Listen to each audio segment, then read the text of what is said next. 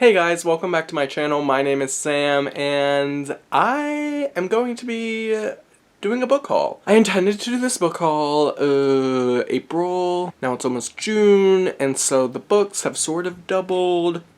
Not mad at it though, so just gonna come at you with a big book haul. This, I guess, is essentially all of the books that I purchased in the first 5 months of 2020, so almost the full mid-year, so this will probably be my only book haul until maybe the end of the year, unless I get like a lot of books, which I don't foresee doing. So, yeah, I got like 30 plus books in the, like, I don't know how many, 35-ish books in the past few months, and yeah, I just want to share them all with you guys. I am really bad at summaries, so I probably won't give too much into detail about these books unless I'm really feeling like talking about it, but we'll find out what happens. Without further ado, let's just dive in. So I'm going to start with my fantasy books that I purchased, but most of them are fantasy. Alright, so I guess first and foremost, I got a bunch of Cassandra Clare books. I feel like everyone at this point knows what the Shadowhunter Chronicles are, so I'm not going to talk too much about them, but I picked up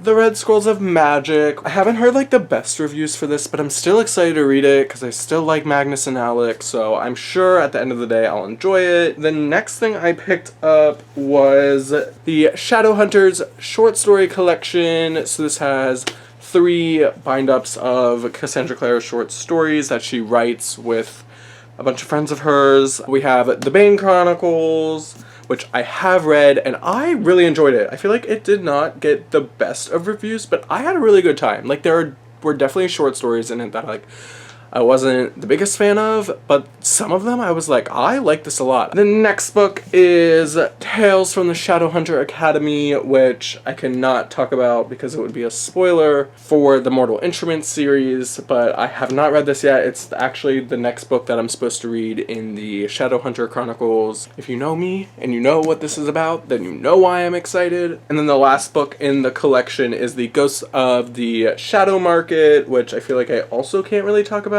without spoiling anything. So I actually did not own these 2 before, obviously, so I purchased them this year, and that was Lord of Shadows and Queen of Air and Darkness by Cassandra Clare. These are the second and the third books in the Dark Artifices series, which, again, I feel like I can't talk much about without spoiling the rest of them, but basically we should follow Shadowhunters in the Los Angeles area. It's set after the Mortal Instruments, and I adore this series. I've only read Lady Midnight. I just read it for the first time like 2 weeks ago, and it was probably one of my favorites. I'm a sucker for the Infernal Devices, so that will probably always be my favorite, but that book was damn good, so I am very excited to get to both of these. And then finally, of course, it's 2020, I had to purchase Chain of Gold, which is the First and the Last Hours trilogy, which is a prequel to the Mortal Instruments. It's sort of a sequel to the Infernal Devices. So excited. I loved being able to learn about these characters in the Bane Chronicles. That was really cool whenever certain names would pop up, and I was like, oh my gosh, I'm pretty sure those are characters in Chain of Gold. I'm gonna, like,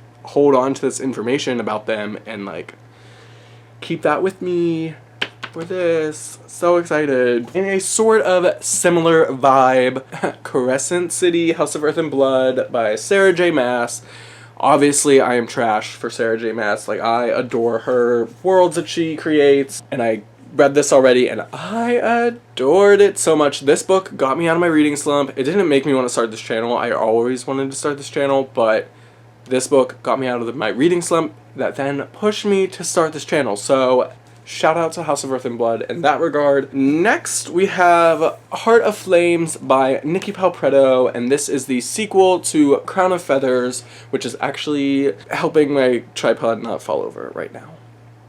Anyways, Crown of Feathers, I read it this year. It was an easy 5 stars. I adored it so much. It has easily become one of my favorite books of all time. And this is the sequel to that, and I am so excited to get into it. I was supposed to read it this month, but I just haven't, gotten the chance yet. Alright, so the next book I purchased was one that's been on my radar for a while. Books with Chloe talks about it all the time, and also just I feel like it's really popular in general, but that is Wicked Fox by Kat Cho. All I know is that the main character is a Gumiho, and she eats the souls of men, like that's how she lives, something along those lines. And I believe she like falls in love with one of the men. I don't know. I'm actually just assuming. Books of Chloe has talked about it so much and I forgot what it's about. But all I know is I'm really excited to read it, and I'm trying to pick it up in the next few days because right now it is May and it is the Asian Readathon. Okay, so the next sort of needs some explanation, and basically the explanation is that I want to read like trashy YA series and just like binge read them for like a future video. But one of the series that I want to read is The Vampire Diaries, and I've already read like the first 3 or 4 books in the series a while ago, and then I reread the first 2 in October of last year of 2019. The Return series, Nightfall, which is the first one in the Return series. So the Return series is like the sequel to the original trilogy, I believe it was. And then the next 3 books are actually the sequel series to the sequel series of The Vampire Diaries, The Hunters. So I have Volume 1, which is Phantom, Volume 2, which is Moonsong, and Volume 3, which is Destiny Rising.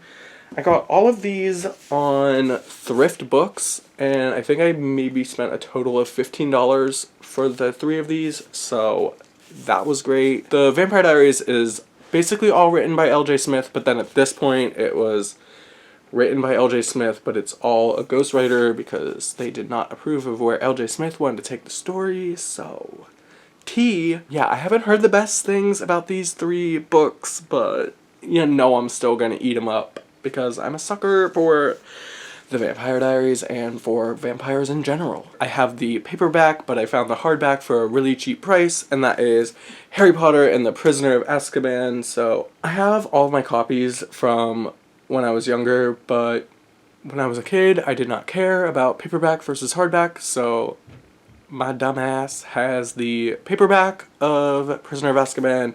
So when I found this really cheap hardback, I was like, heck yes, I need that because, you know, trying to get all the hardback versions. The next 3 are more books that I found on clearance, and again, I want to binge read trashy YA series. And those 3 books are Bloodlines, this is The Golden Lily, and The Indigo Spell by Rochelle Mead. These are 3 books, a sequel series to the Vampire Academy books. So obviously we love vampires, but I actually only read maybe the first 3 Vampire Academy books, so I plan on purchasing those or just finding them like on Libby or something, reading those, and then reading these. But I found these all for a super cheap price, so I couldn't pass up the opportunity to have these 3. They're honestly like ugly books, but also kind of like cool looking. I don't know, they're really ugly, but like intriguingly ugly, that I think they're beautiful in a way. Not beautiful. Beautiful is not the right word, but cute also isn't the right word. I don't know. Do you know what I'm talking about? So I got Renegades and Arch Enemies by Marissa Meyer. So these are sort of a sci-fi fantasy series. They're really popular on BookTube, but basically we follow renegades who are superheroes, and they're like the good guys, and then arch enemies are like the bad guys, but it's like that classic tale of like, are the good guys really doing things for the good reason? I don't know. But I love superheroes. Like, the Marvel franchise is one of my favorite things of all time. X-Men is actually my favorite of all time, but that's a different story. So, regardless, I'm very excited to read these. I haven't really read any superhero books, at least recently. So this is a book that's been on my radar for a while, mainly because Brittany over at Brittany the Bibliophile like kind of raves about this series sometimes, and that is Truth Witch by Susan Dennard. I really don't know a whole lot about this series. I just know it gets really great reviews, and it has I'm pretty sure a pretty intricate magic system. The last few fantasy books are, so one series that I purchased that I actually do not own, obviously why I purchased them, and that is the entire Heroes of Olympus series by Rick Riordan. This is the sequel series to Percy Jackson and the Olympians, and Percy Jackson is one of my favorite series of all time. It's the series that got me into reading, and I read, I believe, The Lost Hero and The Son of Neptune whenever they first came out, but I have not read them since. I'm gonna read this probably in the next 2 weeks, and I am so excited. We have The Lost Hero, The Son of Neptune, The Mark of Athena, The House of Hades, and The Blood of Olympus. I'm currently rereading Percy Jackson. I'm on the very last book, so stay tuned for me reading that. I'm hype. We're here for a series coming back and making like a comeback in some way. So obviously, The Ballad of Songbirds and Snakes by Suzanne Collins. This is the prequel to The Hunger Games. And not to spoil the book or my feelings on it, but I've already started reading this, and my feelings are not great. But we're gonna leave it at that. But obviously I had to pick it up. The cover is really growing on me. Like, I really kind of enjoy the cover, especially the spine. Like, I am deathly afraid of snakes, but like, it's beautiful. The content of the book, though, I don't know if I can say it's beautiful. But that's for a different video, for a different time. I picked up for the Asian Readathon, and because, again, Brittany over at Brittany the Bibliophile always raves about this series. And it is a graphic novel series, and it is Monstrous by Marjorie Liu. This book is stunning. I really want to do a reread. I actually already read this in May for the Asian Readathon, but I read it on Libby. I need to pick this up and read it again physically really soon. It's a pretty quick read. I mean, as far as graphic novel goes, it's not like the longest. Like, it didn't take me terribly long to read this. So basically we follow the main character who is trying to learn more about her past, while also kind of being caught up in this whole, like, war between humans and then the, like, monstery people species. So, anyways, it's really cool. There's a lot of cats in this, and I adore those characters, and I also love cats. So, highly recommend. Highly, highly, highly recommend. That is all of the fantasy books that I got, and then the next ones are all contemporaries or biographies. So we're going to start with the biography, which is a must-have that everyone should pick up. I literally listened to this on audio, and I was like, that was so good, I need to purchase that, and that is Becoming by Michelle Obama. I can't even rave about this enough. Just, everyone, go read this, go buy this. Everyone needs this on their shelves. Obviously, it's the memoir of Michelle Obama. It's so good. 2 of them are by Rainbow Rowell, and one is Eleanor and Park, and then Fangirl. I've heard very mixed reviews about this book, but, you know, I want to read it at some point. I found it for a good deal. Had to pick it up. And then Fangirl, the only book I've read by Rainbow Rowell is Pumpkinheads, which is great. I like Pumpkinheads. So, based on that alone, I'm excited for these 2 books, but we'll see how I feel. I think I'm definitely going to like Fangirl. I've heard really good things about this. I've heard things about this, but I still want to read it. I'm a sucker for contemporaries. The final book is Emergency Contact by Mary H.K. Choi. Yeah, I don't know basically anything about this. It's a contemporary romance, young adult. That's all I have to say.